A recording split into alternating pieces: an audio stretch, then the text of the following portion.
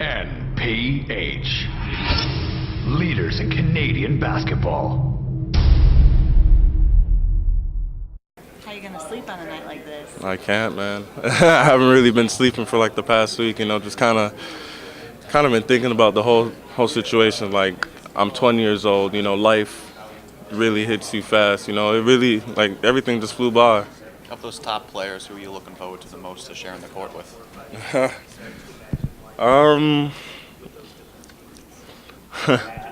I'll probably say Carmelo Anthony.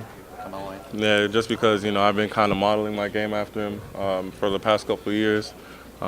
He was one of my favorite players, but now I can't really say that because, he's basically like a person I have to go up against, So it'll be real fun to play against him. So you calling Carmelo Anthony out in New York? Hey, man, you're trying to twist my words. I ain't trying to say all that.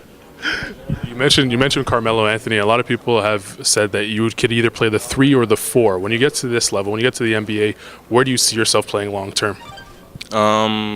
Probably stretch 4.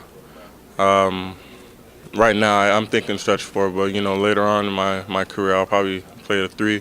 I feel like playing the stretch 4 is just an advantage for me because I'm quicker than most power forwards. I can shoot the ball well. I'm efficient, so I can use that to my advantage. You named off all those attributes. You can shoot the ball. You're efficient. You're a stretch 4. You went to a university where you're getting a lot of comparisons to a guy that actually played here in New York City, Big LJ. Talk about those comparisons to Larry Johnson. That Larry Johnson comparison just on the spot. I watched the game where they played against Duke in the finals, and they blew him out by 30.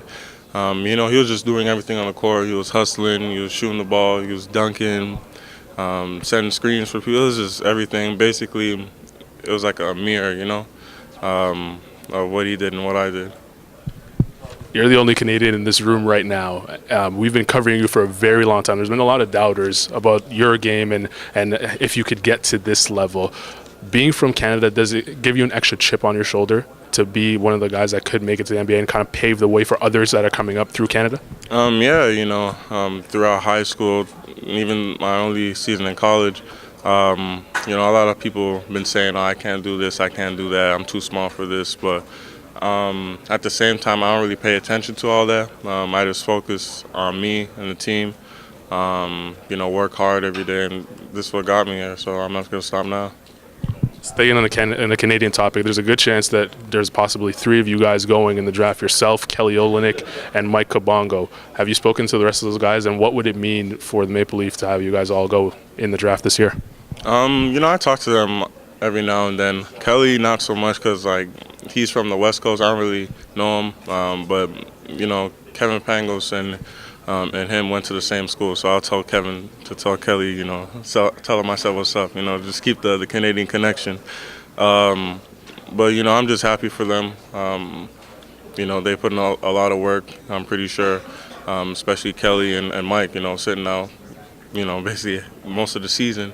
Must have been real tough for him, but, they still got to this position. I'm just real happy for them. There's just a lot of great players from Canada, the Toronto region, I'll say, just all in one gym. Playing against each other, 2 to 3 hours a day. It's just all levels. Wiggins will be there, Tyler Ennis, up to Dylan Ennis and all of them. So it's just great competition all year round, throughout different spots, and I feel like it just helped me out a lot. Watched Corey Joseph, I watched Tristan, I spoke to Steve Nash last summer at the Team Canada training camp. I was only there for a day, but he was just saying, just got to work hard, basically. The team that ultimately drafts you, what kind of player are they getting? What's your strengths? I'm versatile. I can shoot. I can post up. I run the floor, rebound. Get my teammates open. I'm unselfish. I feel like I'm just a nice character, not too much. I don't have my own agenda, so just positive thinking. So. How did your interview go in Cleveland, and are you looking tomorrow like you're the number 1 pick, or how are you approaching tomorrow? So if I'm the number one pick, I'll be happy. But whatever team I go to, I'll be happy regardless. I just feel like it's a great opportunity for me and the family. I just feel blessed.